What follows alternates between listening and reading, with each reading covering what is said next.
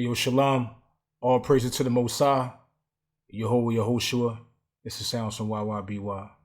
So, I'm about to give you a real testimony, man, of my life, man.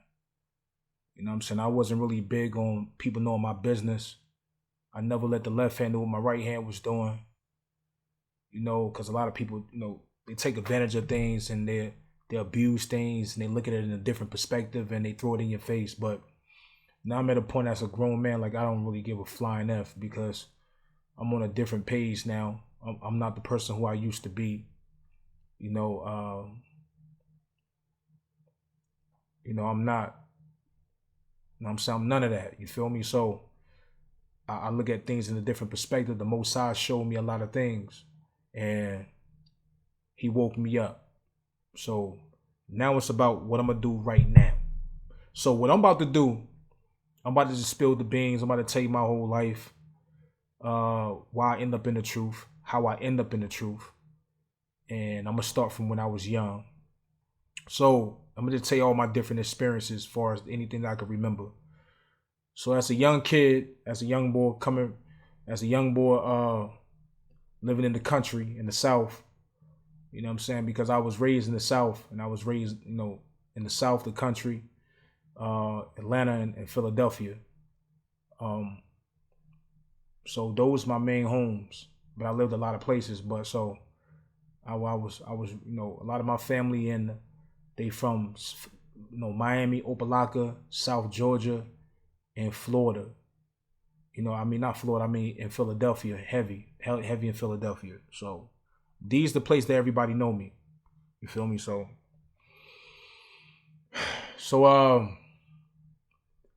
as a kid, right, my first situation that I ran into, that I remember was, I was touched on by a female. You hear a lot of stories where people are touched. They always talk about, men touching women, but you got whorish ass women out here who do the same thing. And I remember it was actually one of my sister's friends, my older sister friends. But my sister didn't know it at this time. She didn't know what was going on. Hell, I don't even think I ever told anybody. But because I thought it was the norm. So I remember she used to come in the room and, in the old house, it was like one of those houses with the little circle, walk around through the whole house, all the doors closed. It was a house where every time you walk, you hear everybody walking, the floors and everything. And it's a house that go in a circle. So you have a door to close every room off, but they go in the circle. I don't even think they make houses like that no more. If they do, they very expensive. And I remember the girl was touching me and everything when my sister was doing what she was doing, and she'll grab my penis and she'll stroke it and everything. And as a little kid, I think I was probably like 5, 6. Certain things as a kid you remember real well. 5, 6, and she was stroking me and everything. And as a boy, you getting on hard, you getting aroused, so you probably love it and all that. But not knowing that, at this time, if I'm 5, she probably 5. If I'm 5 or 6, she probably 6, 7, 8, 9, 10, 11, 12, probably like 13 or 7 years older than me, probably around that age, or maybe older than my sister, because my sister's like 7 years older than me. So that was my first obstacle, running into that type of situation. So as I was growing up, my mom always told me, like, don't cross the line touching people and violating women and all that. So I never been the person who violated women because I had a problem if they violated me. So I guess it came from my childhood.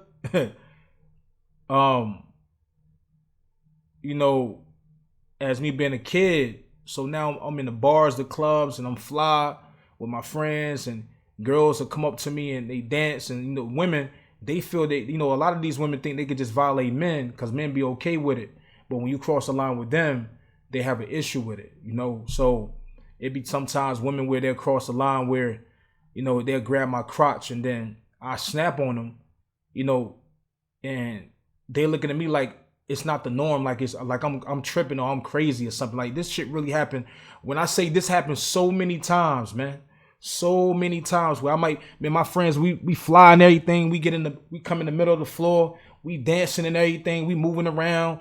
Just posted while all the other young boys, they in the corners trying to look all extra tough. We like, man, get out of here. So we in the middle of the floor. We might stand in the middle of the floor. We just chilling, with some of my friends and everything, like people that I was with, like Corona, Corey, my family, Sean, he in the truth now, his name is Priest, Trevius, Mike, Q, Fredo Food Stamp, Gabriel, that do a lot of videos in the industry now. Like, it was different people of memories of me going to the club with all these different people in different times. Ozzy, Dion, friends with Corona, Anthony, whatever. And a lot of people, we go to the clubs and women sometimes get out of pocket. So people didn't understand why I snapped that way. I didn't snap like ready to beat them up, but it was more like I check her and then she'll look at me like I'm crazy. Like, why did I check? So I say some crap out my mouth. So I said, don't touch me. I said, if there was me touching you, you'd be ready to call rape on me. I said, don't put your hands on me. Don't touch my crop. Don't touch grab my private area. Don't do none of that. And then they look at me like I'm really bugging. So that taught me a lesson about life and the spirits, what's going on with people. It's one-sided when it come to men, and it's one-sided when it come to women. So that was like my first teaching. So again, now, not knock y'all off subject. No, not to confuse y'all. At this time, what I'm talking about when I'm out in the clubs and everything, now I'm like, 14, 15, 16 to my grown-up stages. But that childhood thing was always, it followed me. Because all I seen is, everybody trying to create like men were just the only people who was doing things to children, and which is wicked as hell. What these brothers is doing, and I seen that also in my family. Witnessed a few things in my family also. So, and so as a kid, that was my first experience. Being touched by a female. I didn't say nothing then. It didn't happen no more after that. All right, so my second experience was, getting my butt kicked, getting ass whippings. My mom used to kick my butt, man, when I was bad. I was a bad kid. They used to call me little man. I was a young kid. I respected my elders, but I was always doing something the wrong thing to get my ass whipped. But, through this time, my mom, she in her sin, she meeting different men and stuff in her life, and some things I didn't understand until I turned, as an adult. And I remember that I used to get abused by my little sister's father. He used to abuse me. When I say abuse me, like, he used to wait for me to get out the shower and and while I'm wet and just beat the hell out of me, to where I got my ass beat so bad where my butt used to bleed, where I couldn't even sit down in class. Now, I believe in discipline your children, but not abuse your children. Because you got to understand that the Most High say that discipline your children to save them from going to hell. So I do believe in discipline your children, but I was abused. Like, I was abused where I had so many whips on me on my ass where it used to itch and I couldn't sit down. I remember that very good. And so I get in trouble in school, and I get in trouble in school. So one time, this is the time where they give us the paddle if you was bad. If you was out of pocket, they give you a paddle. Y'all young boys, y'all young kids don't remember that. Y'all don't know nothing about that. That wasn't in school. In your times, it's not in school. But in my times going to school, we get that paddle. You get that paddle, the principal jack your pants up, pah, right across that ass, and it kind of kept a lot of people in order. So it's funny how white people try to change the laws about not discipline kids, but they the first ones who discipline everybody, even in slavery, whipping us and beating us like dogs and animals and shit. You know what I'm saying? So it's funny to me how they forefathers, or they don't realize, or they brainwash what their forefathers was doing. Start from the slavery stuff, then it went to the schools. Now they paddle us. But I'm gonna be real with you. Ass whoopings change people. It helps people, but not being abused. Abusive, I don't agree with. And I was abused. So I don't know what it did to me, but I ended up in foster home, and I ran away from foster home. You know, they ended up sending me to a home first. I felt like I was in prison or jail. And I remember this white lady used to try to force me to eat my food and everything, certain things that I didn't like. And, you know, I felt like I was really in a jail because it was like more like a boot camp and everything. So as a kid, I ran away from it.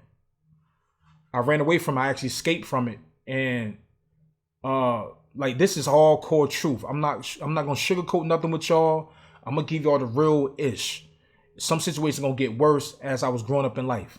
So, I ended up in foster home. I was at the home first, and then I ran away from it. I remember walking down a long highway where it was just trees and everything, and I was crying and everything. So I guess I ended up getting caught, and they ended up putting me in a foster home. So I was in like 3 different foster homes with women. This one lady named Dana. She had a bunch of kids, and it was a weird situation that I never experienced. And but she was a nice lady that I remember. Then I ended up in another foster home where this lady had a whole bunch of kids, and I remember us being outside and doing all type of crazy stuff and out of pocket, and I remember going through these trials and tribulation living with these people. And I remember another lady I lived there. She was an elderly lady, and she was I think the grandmother of a guy that I went to school with and I played sports with. His name was Gerald. And I remember I was doing wild little dumb shit. I remember one time I was getting out the shower, and I was bad, man. And I was getting out the shower and I was naked, and I was, you know, doing little weird stuff like, like I was like dancing and popping my penis and everything. it was the dark, right? It was dark at that time. And Gerald was like, yo, I'm gonna tell on you, man. Chris, you being bad as fuck, yo. I'm gonna tell on you. And when I was doing that, and I looked to my left in the dark, she was right there just staring at me, just looking at me like, yo, like, what is this child? Like, what the hell F is he doing? And when I looked, I thought I saw a ghost, and I just froze up. And I got my butt kicked for that. And I think they end up I had to leave from that home because it was more like I didn't want to be at those places. So it seemed like I was trying to do a lot of things just to try to get away, you know, and to get back to my mom. So I remember whatever my mom did, you know, I ended up getting back with my mom, and she wasn't with that guy no more. And I was angry at that guy. His name was Milton, you know, so. But, I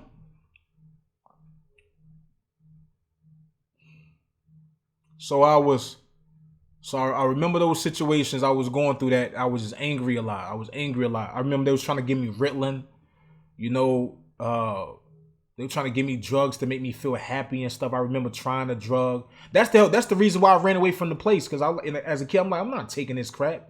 Like, I'm not doing this. I remember taking it one time, and it made me happy. Like, that's crazy how a drug can just make you happy. Like, so they gave me Ritalin one time, and I bugged that. I'm like, no, I'm not doing this. I'm not taking this. I'm not taking that. So I ran away from it, like I was saying, and ended up getting back with my mom. And, you know, that's when my mom got the hell away from that place, the town, you know, ended up moving, you know, so, you know, my dad wasn't around. My dad from Philly, and you know, everybody used to say, "Yeah, you look just like look like your dad. You look like your dad." It was another man taking care of me, and I remember used to always going to visit him. And I guess my mom deceived him and had him thinking that I was his seed because, you know, I remember one day that they was getting a DNA test. And I'm like, yo, why? And my mom like, think about it now. I'm like, if he knew I was his child, like, why would he go get a DNA test? So he didn't know for sure. So I think when he realized that I wasn't his, even though I got his last name, you know, as a grown up right now, he don't really deal with me. Like, you know what I'm saying? Like, he like, nah, I'm good. and I ain't mad at it, um, but he took care of my. So I called him one time and said, thank you for everything you done for me, because I used to come around him. And I remember one time telling him I was mad as a kid. I came to stay with him. I told him that, yo, you ain't my dad. I was mad, like, you ain't my dad. Blah blah blah blah blah. And that probably hurt him. They probably messed him up and everything, because the lady that he was married to, I didn't like her. I felt she was evil, man. And I remember one time telling the lady that, I hope the baby in your stomach would die or some crap. Like, and I didn't know I said this until, my Aunt Selena told me that's what I said. So recently, like last year, when she told me that, matter of fact, it was this year, like around the time my mom died. I'm gonna get to that story too. But I remember, I say I gotta call her and apologize. And I did this as a kid, but as an adult, I said I gotta call her and apologize. So when I reached out and called, they didn't want to respond back. They didn't answer the phone. They don't want to answer the phone. He don't want to answer the phone. He didn't call me back. I talked to him once, because this is the first time I talked to him last year. Like, since last year, that was the first time I talked to him in years. Because I was back in Philadelphia. In years, I ain't talked to him. Even when I was in Atlanta, a little bit of time, half of the time, the early times in Atlanta, I go visit. He's like, I go down south and visit him, or go to the country, or sometimes I go up north. So,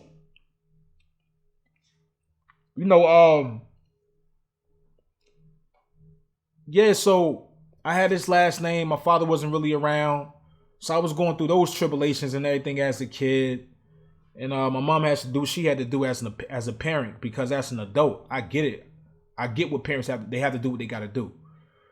But so now as I'm growing up, learning how to dance, I'm good with music, I'm good at sports.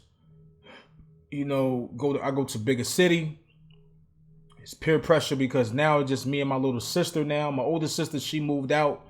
She on her own since the age of 14, 15, because of her when she was doing rebellious, and in situations her and my mom didn't click with, because again, I can't speak on everything, but I remember some of the things that I witnessed, some of the things, and I seen some of the things. And so she was always on her own as an adult. So why, she was living hours away, and we living hours away. So I didn't see my sister like that. Every once in a while, I go down there and visit her and see her. I stay with her. Me and my mom don't work out. I go stay with her and stuff like that, and she'll welcome me. Or I go, I'm living place to place, different places and stuff like that. So this is the time I'm growing up. I'm on my own, man. As a young boy, I'm doing my thing, getting caught up in stuff, So as a kid now, in the apartments called OPs, I remember I'm transitioning. I'm going back and forth. I'm not in one place. Now I'm in a new city where I have no family. It's just my mom and my sister. We don't have like a family here to back us up, So I'm going to school with kids. They got their family members and friends and cousins and brothers and shit like that. So I'm solo dolo by myself, So when I get into interaction with somebody, they ready to roll on you. They ready to jump on you. All their family and stuff. So I'm by myself. So I lose some, I win some. I lose some fights, I win some fights. And my mom always said this shit over and over and over. She said, listen, because we're living in Section 8 at this time. She always said over and over and over, listen, if you get me kicked the fuck out, we're going to have a real problem. And I was scared when she always stated that, because I noticed that all the kids was always getting their moms kicked out to Section 8, man. The kids always doing stuff, fighting and carrying on. They get kicked out to Section 8. So a lot of the times that I did get in trouble, I got in trouble in the other side of town. On the other side of town. But I wasn't no drug dealer. I was no killer. That wasn't me. I was a fly boy that stood for something. And I took a few people crowns before. I exposed them because everybody thought they was really tough like that. And like I said, I lost some fights too. But when I was able to go cross town and not do anything to cause to get my mom kicked the fuck out, like And people used to try to bully me because I was small to be my age. That's why they used to call me little man. You know, I was small to be my age than the average kid. You know, so I was small. I spurred up when I was like 13, 14 or something like that. Man, 15, I think I spurred up. And now I'm 5'9". You know, that's the average height of a male. But so during this time, roaming the streets, you know, partying, learning life, and getting kicked out, living on my own, living with other people, living with friends and their girlfriends, just going through drama, you know, getting caught up in they girlfriends ain't liking me because of my friends and what they doing with their baby moms and shit. When I'm being real with the situation, you know, it was just so much, you know, the average kid teenager experience going through living with people, you know, trying to find a job and stuff. And I really couldn't get no jobs because I was getting rejected from a lot of jobs because I ended up getting a charge. I ended up getting a serious felony. And I'm going to tell you all about that too. So, let me make sure I knock y'all off track. So, again, my third situation was, you know, getting into it with the cops, fighting the cops trying to fight me, and I get locked up for those charges. So my first serious charge was carrying a pistol. I came back from Philadelphia, and I remember real cool. I had the bubble Timberland joint on. I had the butter Timbs on, and I had like the little 38 revolver inside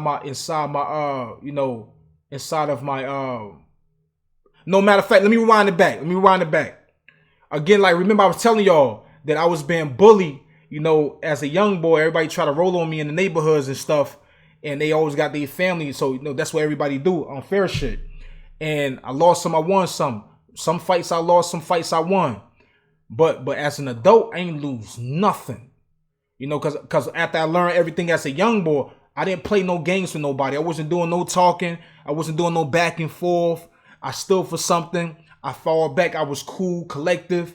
And during these times as I was changing as a man, I had different names. So the names represented who I was as I was changing in my life. I kid you not. So during this time, what I was going through, I was called Costello. Tonio Costello. That means, you know, some people say Costello, Cristello, shit like that. So I was dating girls in my family, Sean and Trevius. So my first time getting locked up with a pistol, I remember I had a fatigue, the fatigue military. I had the butter Timbs on, the fatigue pants, the fatigue shirt with the hat. And I had a 38 revolver in the back. And I had a hollow tips. And I remember we was right there across the street from the Cab County jail at the flea market. And we shopping. So walking through the flea market, I'm wondering why all the Chinese or the Korean people staring at me like I was crazy. I didn't realize my shirt was over my, you know, the back of my pants and everything. So, you know, the shirt was showing the gun. The shirt was behind the gun. And I remember walking up to the door, you know, and I see cops say, shoot, shoot, shoot, shoot, shoot. And this time, I think I'm like around 15 or something like that, 16. Go back in there. I was 16. I'm doing something right quick. Okay, baby, I can be back.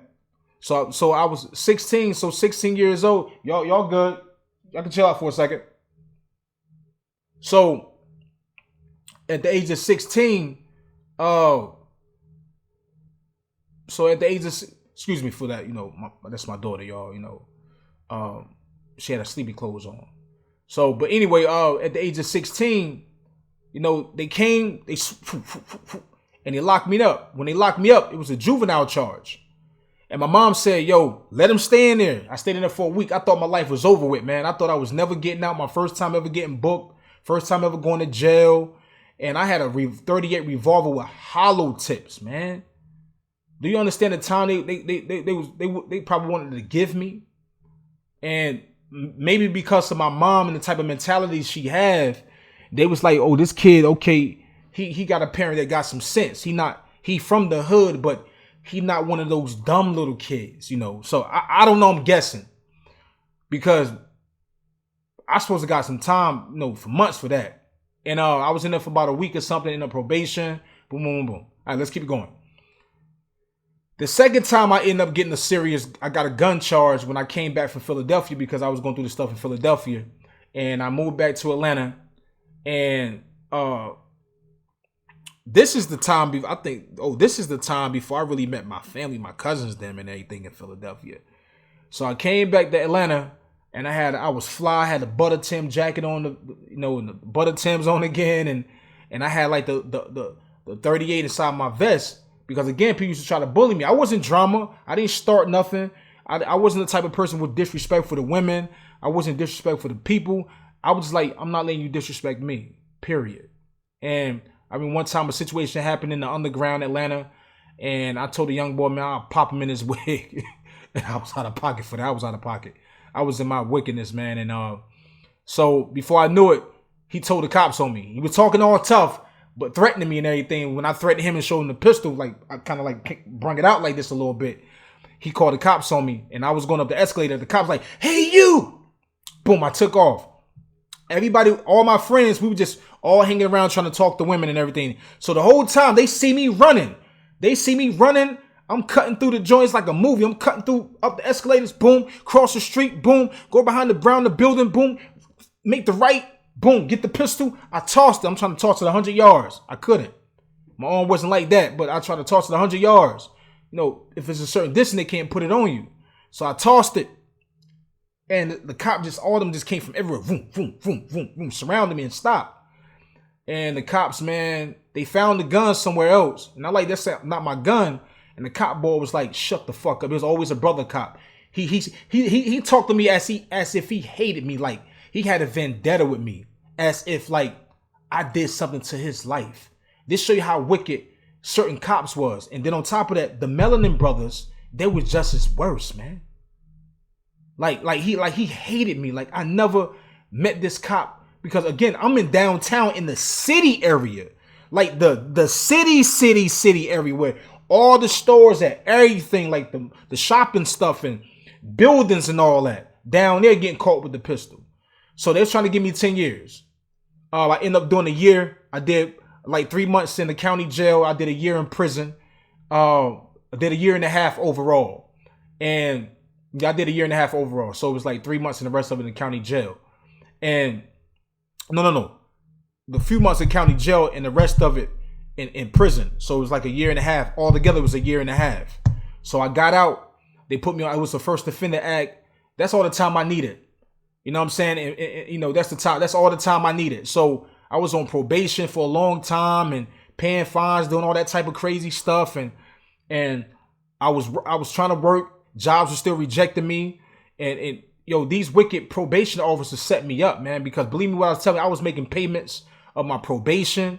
I was ahead of, cause my mom was on my neck. She was like schooling me, giving me the Jews, how to handle this stuff. I was doing community service, everything, man. And the lady said, she set me up. She said, well, if you can't come, if you got to, do what you got to do with your job and everything. Cause I was trying to get a job. Now remind you, to pay probation, you have to have a job. And they on your neck about getting a job. So when I finally let her know that I was getting a job and I got to go there, she said, yeah, just, if you got to go to the job and, show up, just leave me a message and let me know that you can't come. So I left a message and let her know that I couldn't come. Because as a young boy, I was responsible. I kid you not. So I let her know I couldn't come.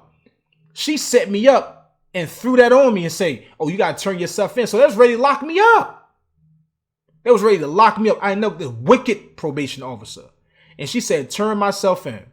So I was on the run. I ended up getting locked up again. I never forget it. Warrant on me. Ended up going to boot camp. I thought they was going to give me the 10 years, but they didn't.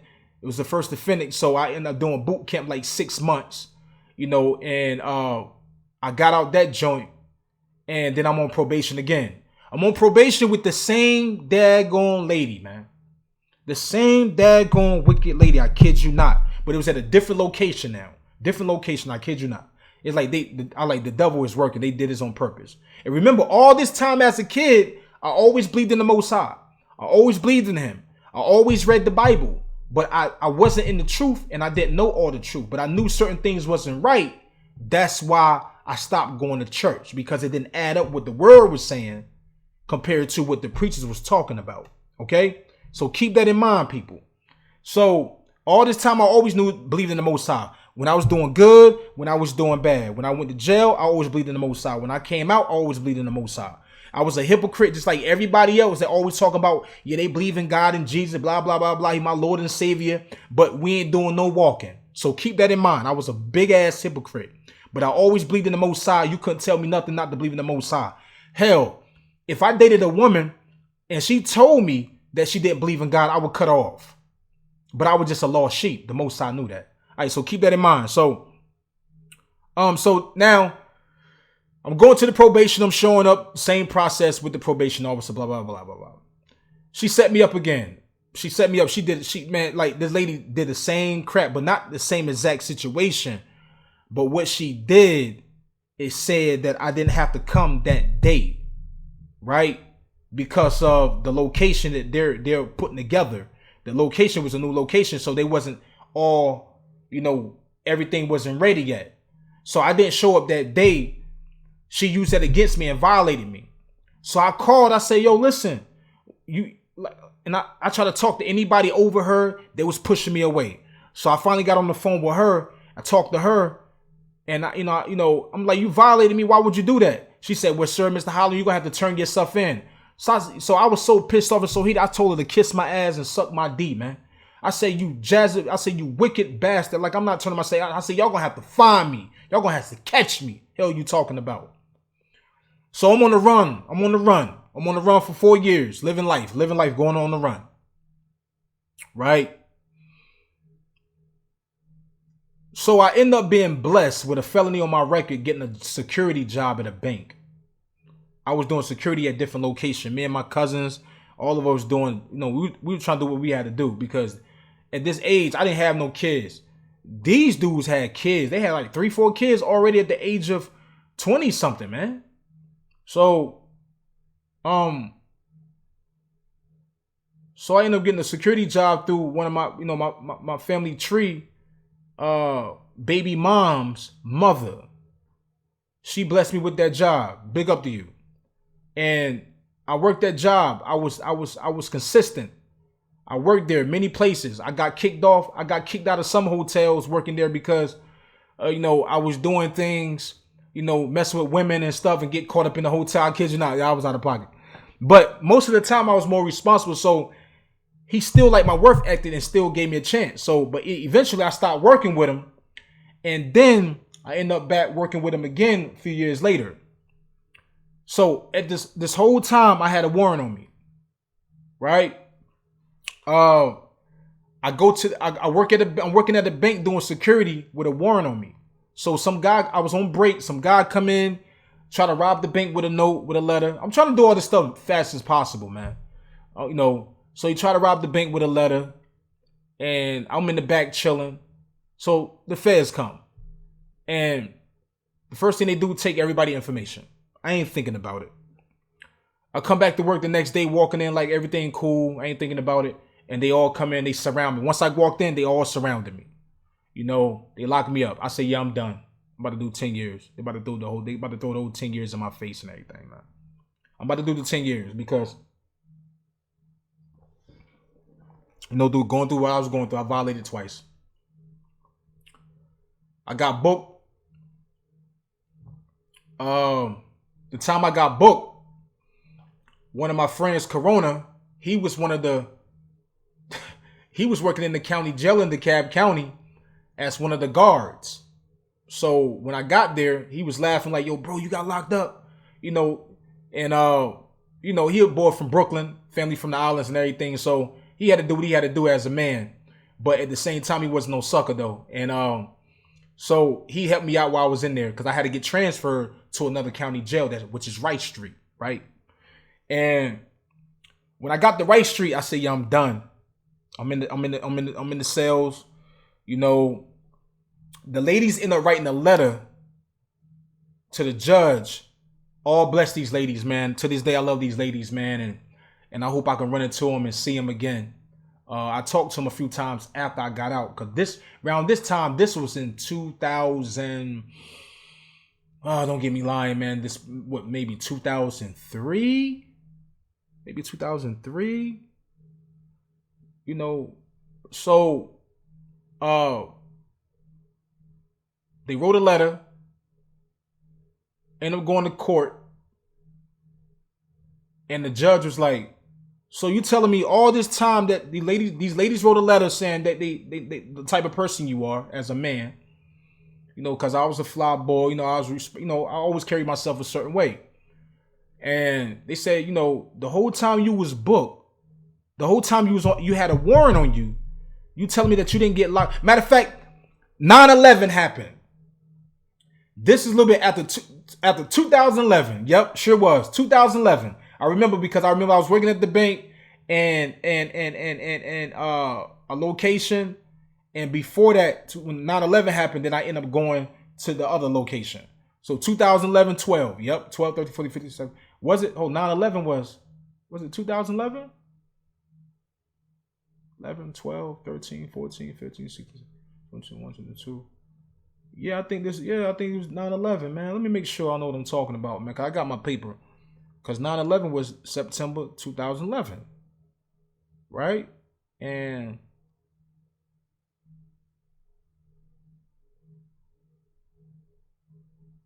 hold up. I think after I end up getting that felony off my record. No, it wasn't 9/11. I'm sorry, y'all. It was before that. After the felony was off my record, then I ended up getting a job back with that same company. And I ended up working again with them at that location. That's what it was. Okay, so now, so I went to court, and they said, "You tell me the whole time, Mr. Holland, you had this warrant on you. You didn't get booked for you didn't do get locked up for nothing else." I said, "For what?" I said, "I wasn't trying to dig a deeper hole for myself. I wasn't dumb. I wasn't one of them dumb young boys get out and do the same thing, expecting different results. I was always smart the way I maneuver and do things, right? Me and my peoples, man, my family, man, priest, man, and tree and certain ones like that, we always carried ourselves. We wasn't the dumb average dudes, man. We was getting a lot of bad women, man, and we was on a whole different page than a lot of the young people our age. I kid you not. So they say, you know what? We dropping everything. The judges dropped everything. Hell, I ain't even had to pay no more money for my probation. I kid you not. At that time, that was my first sign the Most High was showing me, telling me something. When the felonies got dropped, I had to fight and go pay down to the city hall to expunge it, to get it off my record. Even though you get it off your record, but it's still there though. It's still there. How I know? Because recently, like 3 years ago, I got booked for disorderly conduct, and not 3 years ago, 5 years ago, I got booked for disorderly conduct, and it came up. Trust me, but they couldn't use it against me though. That's all it was. But so they dropped everything. It was a blessing in disguise. So now I feel better. I feel like I got hope. I can make better moves. I can do better things, and blah blah blah blah. But certain things just wasn't flowing, wasn't working right. So I did everything to get the blemish off my record. I still wasn't getting jobs. Every job was all the good jobs were rejecting me. I didn't have no kids. So, I had to do what I had to do with hustling. I wasn't selling no drugs. I sold drugs one time and made a lot of money, but that wasn't my thing. I ain't had patience to sit here and wait on the corners for niggas. That wasn't my thing. I couldn't do all that. But I was still trying to find other ways to hustle and get money and everything. So I was still an artist. I was doing music. I invested in myself, buying equipment, stuff like that. So, so during this time now, my name changed to Humble. Because now I humble myself down. It went from Humble to Humble P to Humble the Prince to Humble Killer Beat Prince. Because I was producing, stuff like that. So I humble myself down. And I carry myself a certain way more humble than I was before. So people who met me between that time, they know that name. And then I moved back to Philly, back to the crib up that way. Make sure I ain't missing nothing. So yeah, I went back. No. Yeah, I moved back to Philly. Right? And the situation, what happened up there, I found my boy G's dead in the crib on the floor, duct tape with a bullet in his head. They take my boy up, man. I witnessed his body because their peoples came across and say, "Yo, G's in the crib and he land there." And I think he joked because he liked to joke when you walk in the crib. He always do all type of joking stuff. Walk in the crib, jump behind the door from you. And he was a street boy. He was no sucker, man. But he had character, he had personality because that's who type of people I hang around with. You know, they good people, but they just lost sheep. Because you got some people that straight ass wicked. But they was in they sin, but they was lost sheep. You know, they was just trying to find their way. And, you know, I went over there to check and I'm looking through the door and I see his feet sitting there. And he I see his foot. I'm like, what the hell? So I walk in. I found him dead. He was stiff as a log. Body duct tape. Whole face duct tape. Arms. Everything. They just did my brother dirty, man. Put a bullet in the top of his head. Boom. Right here. So the bullet go through his body.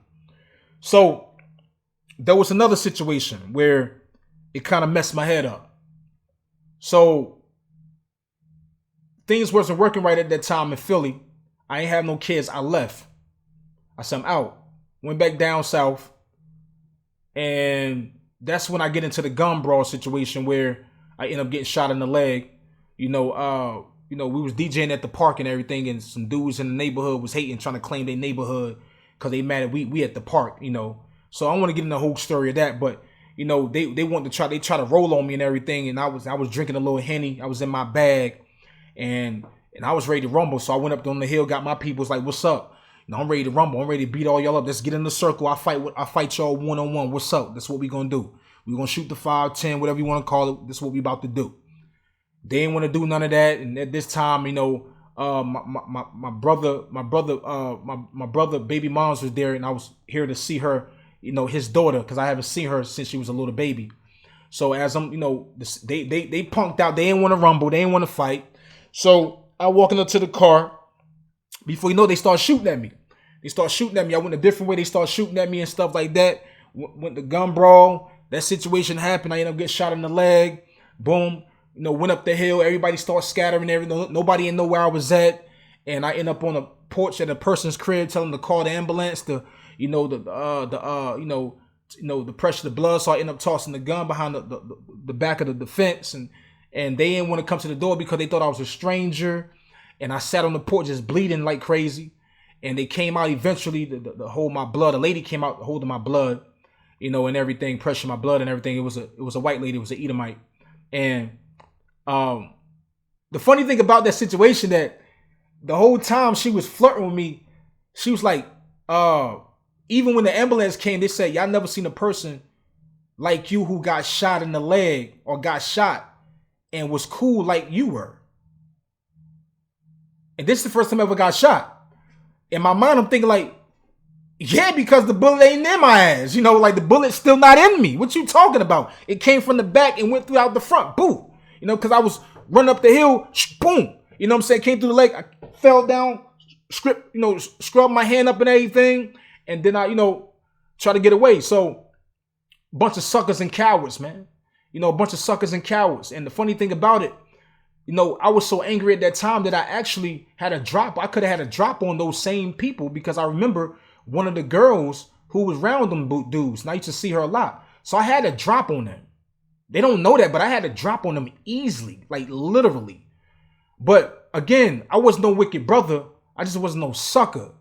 And, you know, I had mercy on them when they did that, you know, because I knew they was cowards, man, because they didn't want to rumble. They didn't want to rumble one-on-one. So I got shot, went through that, boom, boom, boom. My people's like, yo, do you want to go get him? I said, nah. We had a drop on him. I seen him in the neighborhood. We drove past. I seen him. They don't, it's like, people don't know no better. They just so stupid when they make decisions. I didn't do it. So the Most High was with me on that because I could have been dead. Then after that, I went back to Philly. No. Ooh, hold up. I'm skipping the part when I was in Syracuse. I was in Syracuse, New York with my boy DJ Picasso between a certain time of that. And we was going through a lot of situations up there, man. And I remember I went to his wedding and he was getting married. I was his best man. And his dad was a preacher, you know, and he was raised up in that type of lifestyle. But, righteous lifestyle, but he was a DJ, dopest DJ, man. A lot of people was hating on him in Syracuse, and we was on South Solana Street and everything. That's where we was living at. And we was going through a lot of stuff up there because people was always smashing his truck in. He had a big van with the music in it, with the name on it, DJ Picasso. So a lot of my homies during all my life, a lot of my homies were DJs. So we'd go to the clubs and DJ the parties, and we always get into every club from Atlanta to Philadelphia, wherever we was at in Florida. I get in all the clubs because we they hot. They making the spot hot, and I was the artist. So not to leave that out, I was going through all that stuff. But the point is, like, I was in Syracuse, I was in Chattanooga, Tennessee, I was in a little bit of New York, Queens, New York, but my main stomping ground was Philly and Atlanta. So I went back to Philadelphia, and this is recently in 2015, 16. And that's when the line drawn. And my first punishment from the Most High was a situation where I was at my people's crib and my daughter there and the family there, and two dudes come up in the crib with a revolver and an automatic. They could have blown our heads off and killed everybody, but they didn't. And one of the people was nervous. You feel me? He was nervous as hell. The other boy took my peoples in the back to rob him for whatever reason.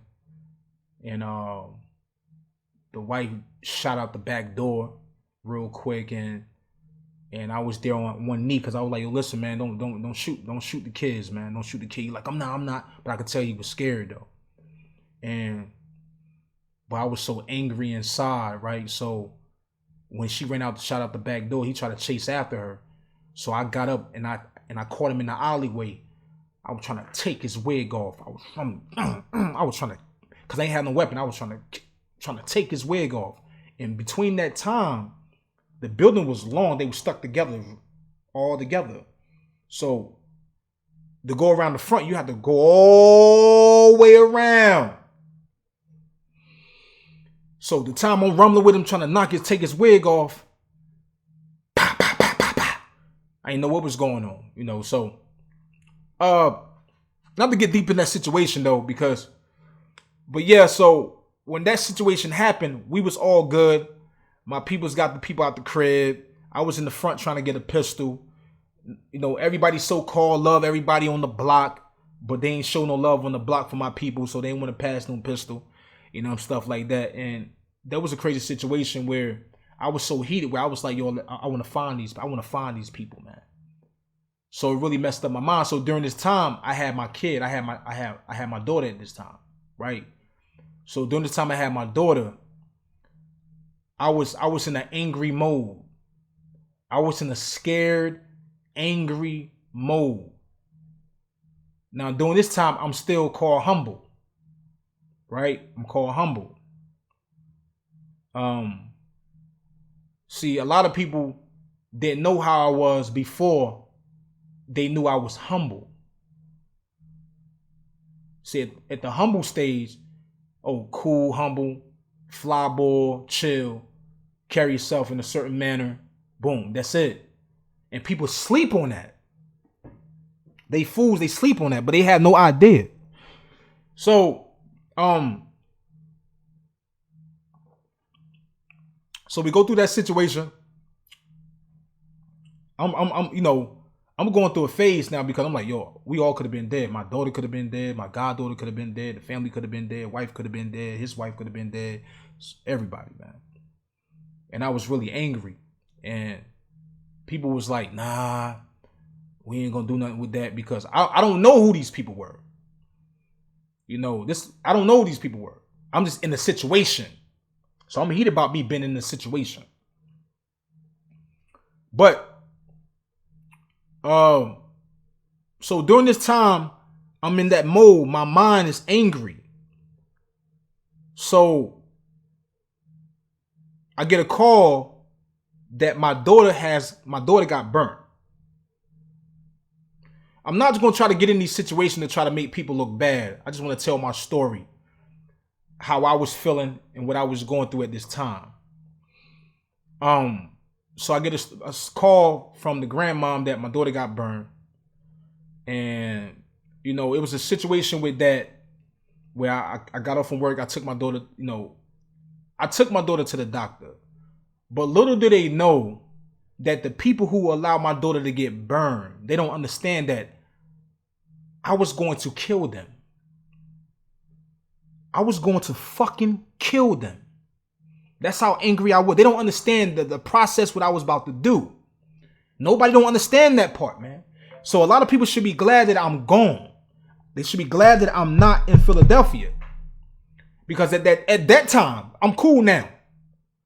But at that time, that was going to be my motive. They don't understand that. Because there was a lot of wicked things going on and my daughter getting burned. But I said, hold up. I said, if I do this, I can't get my daughter. So DHS got involved. They gave my daughter. I had custody of my daughter. Again, I don't want to bring up people's names and say their names and who they are, stuff like that to make people look bad. Because again, they was in sin. I can't talk because I was in sin. I was in sin with dealing with women. I was committing fornication a lot. That's why I was receiving all these punishments through my life as I got older, because I was doing a lot of sinful things. I was in fornication, having sex with women I was supposed to be married to, getting tattoos. You know what I'm saying? Like, now I wasn't in idolatry, worshiping idols. Well, I take that back. I was wearing the Jesus cross. I was wearing the cross, which is idolatry. I was celebrating pagan holidays. I was eating pork. I was in sin, man. I was just straight up in fucking sin. I was in straight up sin. Straight up. But I was man enough to admit what I was going through. The Most High was showing me, he kept saving me from many situations, man.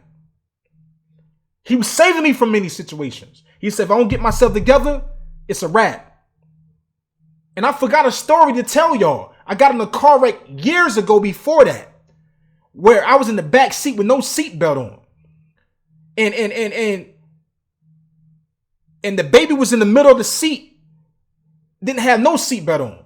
And the car smashed, and I grabbed the baby. If I didn't grab the baby would have been flying out the fucking window. And I grabbed the baby. And all praises to the Most High, we were saved. Nobody wasn't hurt. And she was going about 75. They had seatbelts on, but in the back, we didn't. Nobody didn't die. And that's, not to get off the subject, but that was another sign. That was another life and death situation, because these couple things I went through in my life was life and death situation where I could have been dead. Understand what I'm saying? That's the whole point. I could have been dead. So go back to Philly with my daughter. I ended up getting custody of my daughter. My mom rumbling. They don't understand what I'm going through. Everybody's still coming with drama and all that. They don't understand that I'm at a point where people really about to get hurt and they don't understand. I said I'm out. The Most High planned this. He said, yo, I'm going to give you your daughter, because I always took care of my daughter. She was with the mom. I get her for a week. She get her for a week. First, I didn't know she was my daughter. I said, I want to get a DNA. I get a DNA. If she's my daughter, I'm going to take care of her. You good. We try to make it work. It didn't work. We wasn't on the same page. I go way up Norristown to go see my daughter, help them with their family, because she already had other kids. Help them with her other kids by other men. You feel me? Be around the family. So it didn't work. We broke it off. And once I broke it off with her, that's when all the trials and tribulations came in. She tried to put me on child support. That didn't work, because she thought I was going to crumble in front of these white people. That didn't work. Was she a good mom? She took care of her kids, man, the best she could. I could say that. Talented lady, but she was wicked. She was in her sin, and she tried to make my life suffer. She tried to make my life hard, and she was in denial when it come to men. So when my daughter got burned, I'm questioning everything. and it felt like it was all bull crap, you know. And not only that, it was drama with the dude she was with calling my phone talking crazy. And they don't understand that what I was gonna bring. So, but I woke up, I said, I'm out. I got my daughter, I got paperwork on it, I got my daughter, I'm out. My mom never seen my daughter.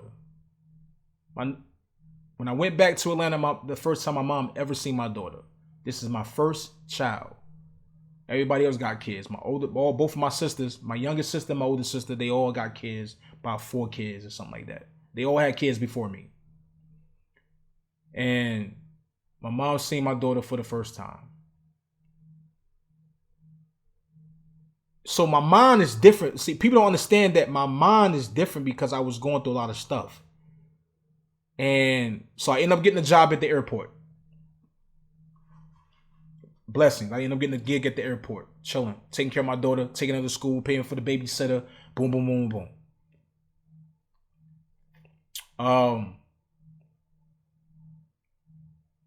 So during this time, it was a little bit of trials and tribulations. I started seeing little signs of everything with my mom and family and stuff, and what my mom was going through.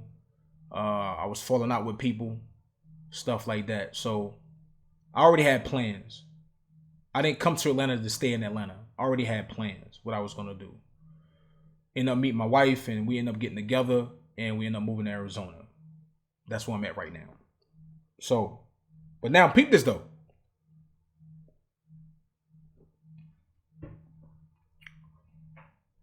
With this truth, how I found the truth is that I was never taught the truth. I was never around no Hebrew Israelites, no ox, no brothers that knew the truth. I always saw people in the streets here and there that's talking the word, but they ain't think none of it. I never encountered none of them at that time during my life, but I always saw them and everything, and I'm like, interesting. But not one time I don't remember recalling stopping to listen to what they talking about, but I knew they were talking about something. So nobody never taught me the truth. I always just read the scriptures myself. Hell, a lot of things nobody didn't teach me to do. Nobody didn't teach me how to drive. I learned how to drive myself. I watched my mom drive. I got in a car and just drove. Nobody didn't teach me how to do music. I taught myself and I did it. A lot of things I taught myself because I was in a situation with no bread wasn't good like that, and living with people. I get my own crib. I lose it because jobs ain't paying me enough. I'm going through it as a man. Because nobody don't got love for a man. They think, like, you're a man. Well, so I guess, and that pressure will force you to go do wicked things. I said, nah, I'm not doing nothing wicked because that's what the devil want me to do. And the Most High is testing me. He tested me to see how far I'm going to go and what I'm willing to do to get money. And I wasn't that type of person. I didn't fall in the trap to willing to do anything to get money because I never been that dude anyway. Yeah, I know I need it. But I'm not about to do anything for it. I'm not about to cutthroat somebody for it. I'm not about to rob nobody for it. I'm not about to do none of that. Yeah, I stole before, but it wasn't from my peoples. It was from the other nations of people. So I was in sin doing that. So I'm in Atlanta, working, and I already had plans. So again, I wasn't taught this truth. So one day I woke up. And I was in the truth. Like people hear me what I'm saying, man. I woke up and I was in the truth. I woke up and I knew certain things. It's like I knew certain information that I wasn't taught. I knew his name was Jehovah. I knew that the Messiah name was Yahushua, or some people say Yahawashah. Like certain things I knew.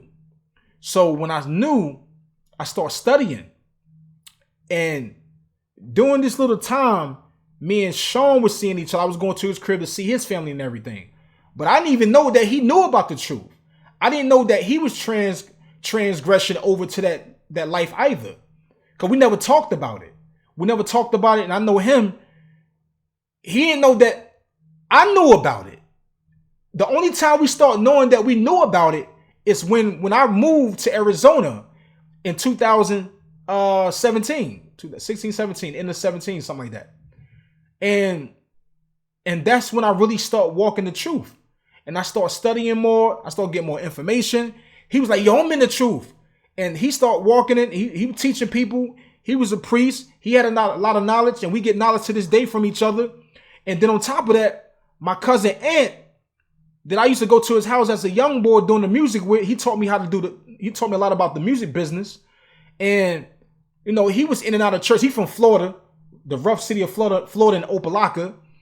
And he was in the truth. And I'm like, yo. And the thing is, he didn't know I was in the truth. I didn't know he was in the truth. Sean didn't know I was in the truth, vice versa, and everything else. And all of a sudden, we all on the phone together talking. Like, this meant to happen. You know, they all got their different stories, how they end up in it. But me, myself, nobody didn't teach me that. They didn't say, hey, my brother, this is this A, B, and C, and D. This is what you're supposed to follow. Boom, boom, boom. But I knew that the Mashiach, at this time when I was young, I knew that the Mashiach was the melanin brother. I knew that because I read the scriptures. And when I realized this church wasn't teaching that, I said, I'm done with the churches. So certain things I already knew, but I was still being a wicked hypocrite. I was still doing idolatry. I was doing all the sin stuff, following sin. So the Most High was punishing me through all this time. They'll try to wake me up. And he finally woke me up. And doing all this experience, when I got in the truth and I start walking the faith, because just because you're in the truth, that doesn't mean you walk the faith. The truth means that you just know what's going on. You know the truth. You know who you are, your real nationality. You know how it started. You know where you came from. You know how your people came here as slaves. The 1611 KJV Apocrypha, the 1611 KJV Apocrypha is the Black, Hispanic, and Native Americans' history, man. I'm not talking about the NIV Bibles, the NOV Bibles, where they decided to want to move some of the books out so we don't know the full truth. The first Bible, when it got converted to English text, was the 1611 KJV Apocrypha. That's like right after the Messiah died, and they put the New Testament right there. And King James converted it to English text. He got 41 scholars to convert it. And King James was a melanin king. He was a black person. Yes, he was. And people don't want to tell you that. He was black. They try to expose him, make him look bad. And when he not, the Most High used him to convert it. He converted. He didn't change it. He converted. And you got to do the history to read about that. But the point is that as soon as I start walking the truth, everybody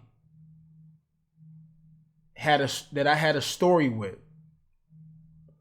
or part of my life during these stories that I'm telling y'all, we fell out. I cut them off because I started seeing the wickedness in them, and they was rejecting the Most High. And the Messiah said himself in Scripture.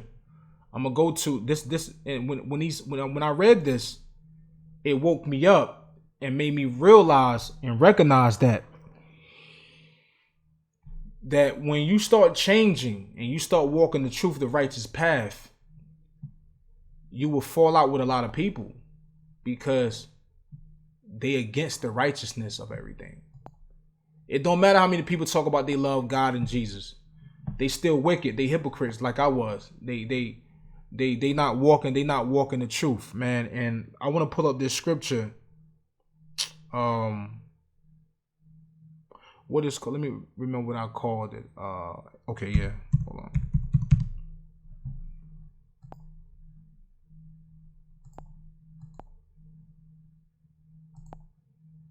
Let me find the script. Yeah, right here. It say in John 15:18 through 19, it say, if the world hate you, this is what the Mashiach said. If the world hate you, you know it hated me before it hated you. If you were of the world will love its own. But because you are not of the world, but I have chosen you out of the world, therefore the world hate you. So he's saying that once you start doing the right things and following the righteous thing and stop eating pork, or the bottom feeder stuff, start celebrating pagan holidays, everybody start looking at you like you're weird. When y'all asses are weird. They be like, yo, well, You think you better than everybody. Nah. You think you perfect. Well, yeah, I am perfect. Because I follow the laws of the Most High. I am perfect. Yes, I am. Because the scriptures say, be perfect, live perfect. And there's a lot of prophets that was living perfect. So yes, you have to be perfect. Once you understand what perfect means, not what mankind tell you what perfect means. And let me go to that part right quick of what perfect, of being perfect means, because this what he said in Hebrews 10:26. For if we sin willfully after we have received the knowledge of the truth, there remains no more sacrifice for our sins. So yes, the Mashiach died for our sins, but you can't keep sinning. So you have to live perfect. You have to follow the laws. And it's not hard. It's not really hard, I kid you not. Because if you're a person that want to do right, you'll do it. If you fear the Most High, I fear the Most High. If you fear the Most High, you'll do it. You'll do right. A lot of people don't fear the Most High. They believe in God. They believe in Him. They believe in Jesus, which is Yahushua, but they don't fear Him. And that, they would be put to death for that.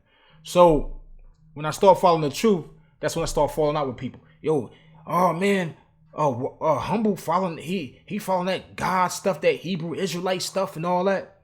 And guess what? I don't feel bad that I fell out with these people. I mean, friends from C's, from my brother C's, that, all these people that I fell out with, I have no vendetta with them. I hope they can wake up and change their ways, man. They taking it as I'm looking as I'm over them. I'm better than them. No. They don't understand that I'm giving them the Jews of what's going on that the Most High revealed to me from my experience, what I've been through. The same way, if I got a 6-figure job and you want me to give you that 6-figure job to put you on, it's the same thing I was trying to put you on with this information. But they reject it because they wicked. So we fall out. We done. Because they lead you the wrong way. They lead you the wrong path. They lead you the wrong way. We're not on the same page. I come around, it'll be different. I'm not the guy that I used to be. I'm not the guy that I used to be. I'm really not. Trust me. And a lot of people see it. They see it so much where they scared to talk to me. On social sites, they won't even talk to me. Certain people create whatever they create in their mind, their analogy. So I had to put a lot of things together. So I said, you know what? Let me correct myself first. I said, so I got a checklist. I went down the checklist. I said, well, all these people that I fell out with, did I steal something from them? Check. No. Did I have sex or try to talk to their wives? No. Check. When they needed me and I was able to help, was I there? Check.